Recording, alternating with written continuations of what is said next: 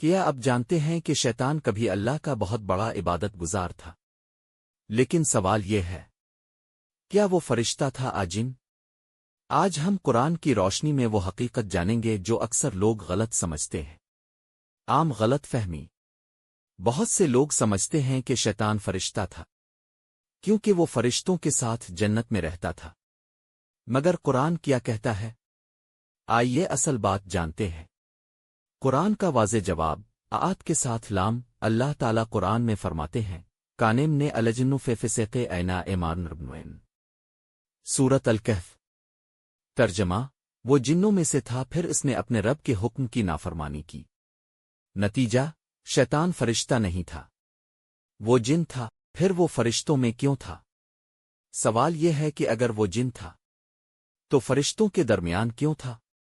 جواب: ابلیس جنوں میں سب سے بڑا عبادت گزار تھا۔ اپنی عبادت کی وجہ سے اسے جنت میں جگہ ملی، فرشتوں کے ساتھ رہنے لگا، مگر اصل پہچان پھر بھی جن ہی رہی۔ فرشتے گناہ کیوں نہیں کرتے؟ فرشتے اللہ کی نافرمانی نہیں کرتے، ان کے پاس اختیار نہیں۔ قرآن: لا یعصون اللہ ما امرہم۔ اگر شیطان فرشتہ ہوتا تو سجدے سے انکار ممکن ہی نہیں تھا۔ شیطان کا تکبر اور انجام۔ شیطان نے کہا، میں آگ سے بنا ہوں اور آدم مٹی سے۔ یہی تکبر اس کی تباہی بن گیا۔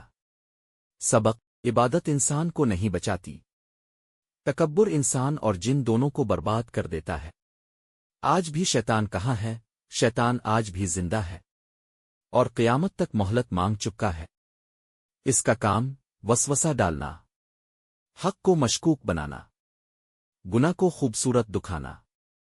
اب جان چکے ہیں، شیطان فرشتہ نہیں جن تھا۔